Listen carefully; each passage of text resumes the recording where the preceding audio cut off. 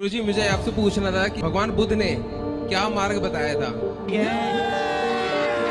अभी मजा आएगा ना भिड़ो। बुद्ध अवतार जो है वह कुछ बातें वेद के विरुद्ध हैं। बुद्धिज्म के अंदर ये माना जाता है कि भगवान तो है नहीं। महात्मा बुद्ध एक पुण्यकर्मी प्राणी थे। कौन थे भगवान गौतम बुद्ध? आज इसी विषय को विस्तार से क्लियर करने के लिए हम आपके बीच कुछ आध्यात्मिक जानकारों के विचार लेकर आए हैं। इन आध्यात्मिक जानकारों में एक तरफ है अनिरुद्ध आचार्य जी महाराज और कुछ अन्य आध्यात्मिक जानकार, वहीं दूसरी ओर है संत रामपाल जी महाराज। इन आध्यात्मिक जानकारों में किसका ज्ञान उत्तम है, कमेंट करके हमें अपनी राय अवश्य दें। अगर इस चैनल पर आप पहली बार आए हैं तो फटाफट से वीडियो को लाइक और चैनल को सब्सक्राइब जरूर कर दें। तो चलिए वीडियो शुरू करते हैं। भगवान बुद्ध और भगवान विष्णु के अवतार हैं, तो फिर उन्हें ईश्वर क्यों नहीं मानते? भगवान के 24 अवतार में एक अवतार बुद्धावतार है, मानते हैं। 24 अवतार में एक अवतार मानते हैं, पर भगवान बुद्धावतार को इसीलिए विशेष महत्व नहीं दिया जाता क्योंकि वेदों के अनुसार जो बात लिखी है, शास्त्रों में जानते हो क्या लिखा है? शास्त्र में ये लिखा है कि वेद के विरुद्ध कोई बात करे, भगवान ही क्यों ना हो, तो भगवान को भी नहीं मान्यता दी जाएगी। तो भगवान बुद्धावतार आकर उन्होंने यज्ञ ना करने की नसीहत दी, जबकि भगवान के जितने अवतार हुए, राम जी हों, कृष्ण जी हों, सबने यज्ञ किया है, सबने यज्ञ को महत्व दिया है। पर बुद्धावतार में यज्ञ को महत्व ना दिया गया, तो जो अन्य अवतार, जो पूर्ण अवतार हैं, वो अन्य अवतार जो हैं उन अवतारों में यज्ञ को महत्व दिया गया, जो कि वेद के सिद्धांत के साथ है। पर बुद्ध अवतार जो है वह कुछ बातें वेद के विरुद्ध हैं, इसीलिए उन्हें भगवान तो मानते हैं, सम्मान उनका है 24 अवतार में एक, पर विशेष उनकी चर्चाएं नहीं हैं। हाँ, और बुद्ध अवतार बहुत छोटा अवतार है, तो कोई विशेष लीलाएं भी नहीं हैं। जैसे भगवान के और भी अवतार हैं, जैसे ऋषभ देव जी भगवान के 24 अवतार में एक, पर उनकी भी कोई विशेष ज्यादा कथा नहीं है। 24 अवतार में श्रेष्ठ 2 ही अवतार हैं, राम और कृष्ण। 24 में 10 प्रधान हैं, 10 में 4 प्रधान हैं, नरसिंह और वामन, राम और कृष्ण, और 4 में भी 2, राम और कृष्ण। हाँ, अब जैसे भगवान मोहिनी अवतार लिए, मोहिनी की भी विशेष पूजा कहाँ? मोहिनी भगवान का मंदिर कहाँ? कहीं नहीं है। भगवान की अवतार हैं जबकि मोहिनी अवतार, पर भगवान के उन्हीं अवतारों का पूजन होता है जिन अवतारों में पूर्ण मर्यादाओं का पालन है ना। भगवान भी यदि मर्यादाओं का उल्लंघन करें तो उनको भी फिर, जैसे बुद्धावतार को बहुत विशेष महत्व नहीं है, ऐसे ही होता है। तो मैम, बुद्धिज्म में फिर भगवान को नहीं माना जाता है कि भगवान जैसी कोई चीज है? नहीं। तो फिर उनके फॉलोवर भगवान बुद्ध क्यों बोलते हैं या बुद्ध की पूजा क्यों करते हैं? मैं बताऊं, एक बहुत पुरानी नहीं, खैर हाल ही में आई थी एक मूवी थी ना, ओ माय गॉड। तो उसमें शायद वो मेल कैरेक्टर जो होते हैं ना, वो बोलते हैं ना कि लोगों से उनका भगवान मत छीनना, नहीं तो वही तुम्हें भगवान बना देंगे। वो वैसा ही है शायद। कि जो भगवान बुद्ध हैं वो हमेशा एथीस्ट रहे, उन्होंने भगवान की, वेदों की क्रिटिसिज्म करी है, लेकिन अब उनको कहीं ना कहीं एज अ अवतार भी प्रोजेक्ट किया जाता है, और साथ ही साथ उन्हीं को भगवान बना दिया है। क्योंकि बुद्ध के मरने के बाद वो जो 14 सवाल थे जिनका जवाब नहीं मिला था, अब उनके शिष्यों ने करा कि यार अब हम इसका जवाब देंगे, जिसका जवाब बुद्ध ने नहीं दिया, किसी कारण से नहीं दिया, लेकिन अब जब शिष्यों ने उसका जवाब देने लगे तो 65 से भी ज्यादा सबसेक्ट्स बन गए। मतलब अलग अलग छोटे छोटे बुद्धिज्म के, किसी ने कहा बुद्धिज्म ये है, किसी ने कहा बुद्धिज्म ये है, बुद्धिज्म। तो बुद्धिज्म इतना फैल गया, इतना अलग अलग तरीके का हो गया कि स्वतांत्रिका, वैभाषिका, योगाचार, विज्ञानवाद, शून्यवाद, सब एकदम अलग है। आप देखेंगे तो थोड़ा बहुत कॉमन है, बाकी सारी अलग अलग बातें करने लगे। और जो महायान है, अब अगर मैं इसका एक बताती हूँ, जैसे कि बुद्धिज्म के अंदर ये माना जाता है कि भगवान तो है नहीं, लेकिन अगर आप अपने जीवन के कर्मों को आप ठीक कर लेते हैं तो उसके बाद आपको लिबरेशन मिल जाती है, निर्वाण मिल जाता है। और कहाँ जाते हो आप? जैसे कि अगर यहाँ पे एक मोमबत्ती रखी हुई है और मैं उस पर फूंक मार दूं, तो अब वो मोमबत्ती की जो जोत थी वो कहाँ गई? स्वर्ग में? पता नहीं। नर्क में? कहाँ गई वो? पता नहीं, सोचा नहीं कभी इस तरह। हाँ, तो बुद्ध वही कह रहे हैं, बुद्ध कह रहे हैं कि हमारा जीवन उस ज्योत की तरह है ना।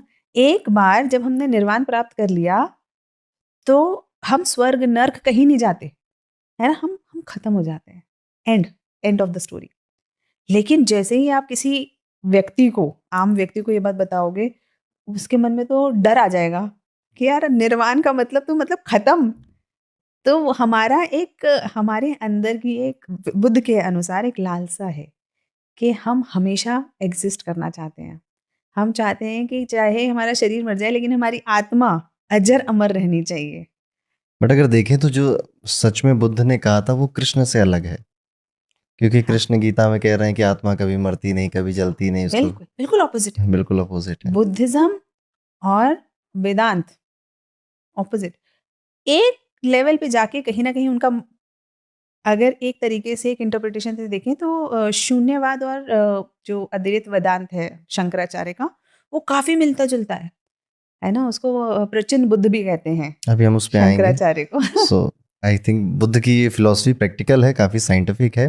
दोस्तों, अभी आपने सुने इन सभी आध्यात्मिक जानकारों के विचार। आइए अब सुनते हैं संत रामपाल जी महाराज के आध्यात्मिक विचार। रामदास उस प्रसंग पर आता है कि जिन धर्म गुरुओं को हम यथार्थ ज्ञान युक्त मानते थे, विद्वान मानते थे, उन्होंने क्या ज्ञान बताया और हमारे सदग्रंथ क्या बताते हैं, ये निर्णय दास कर रहा है। और इसके बीच में कोई अपने तरफ से कुछ मिलावट नहीं। जो सत साधना वो सदग्रंथों में लिखी है, और जिससे मोक्ष होता है वो सदग्रंथों में लिखा है।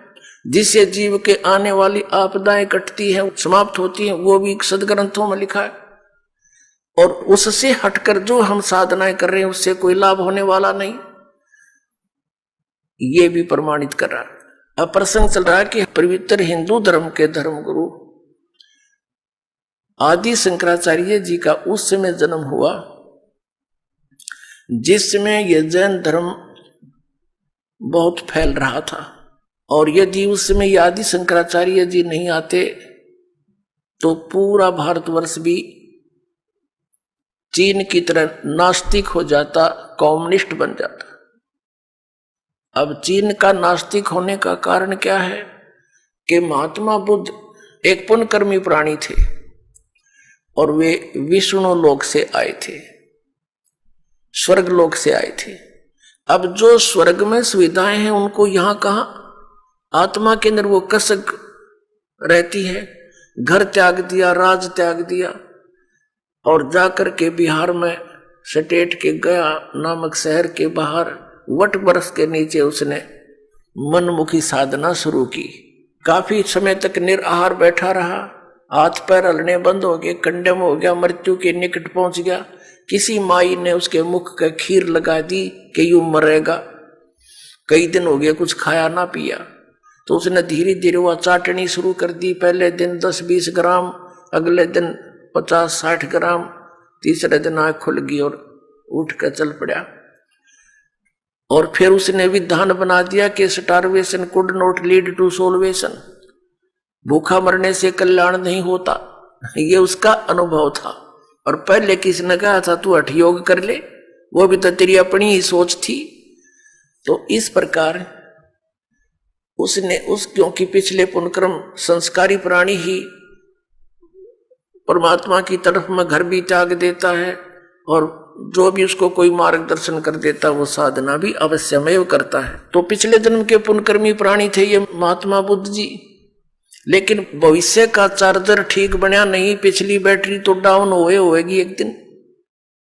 पिछले पुण्य थे उसके, उस कारण से वो खूब वक्ता भी अच्छा था, उसके वचन में भी शक्ति थी, बहुत से लोगों को प्रभावित भी कर दिया। एक विशेष शरीर पर यदि कोई विशेष बाणा वेशभूषा बना लेता है समाज से हटकर, तो आम आदमी प्रभावित हो जाता है, बड़ा महात्मा होगा। और जब ये आए थे 3000 वर्ष पहले लगभग, उस समय तो और ब्लाइंड फेथ करने वाले प्रजाजन थे, तो उस पर बहुत विश्वास किया। उसकी बातों को सुन सुनकर सब बौद्धिष्ट होने लगे।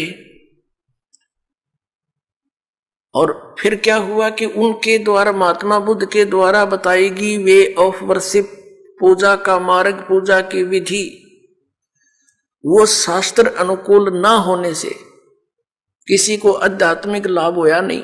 आकर चल कर 100, 200, 400 वर्ष के बाद सब ने ये मान लिया कि भगवान है ही नहीं, अपना करो और खाओ बस।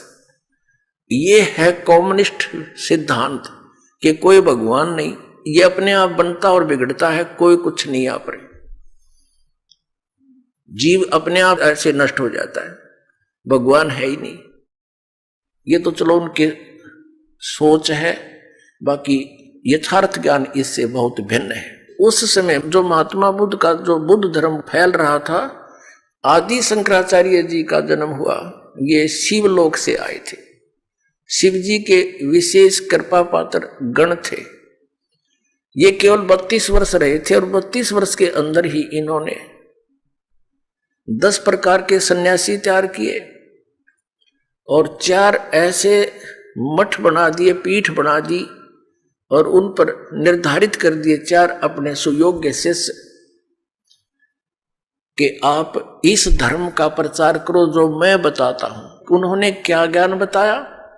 अब हमारे साथ क्या हुआ कि आसमान से गिरे और खजूर पर अटक गए, रह गए लटके के लटके, तो हमें क्या मिला? हाँ, इतना अवश्य मिला कि भगवान की आस्था बनी रही। यदि बौद्ध धर्म आ जाता तो हम राम का नाम भी नहीं लेते।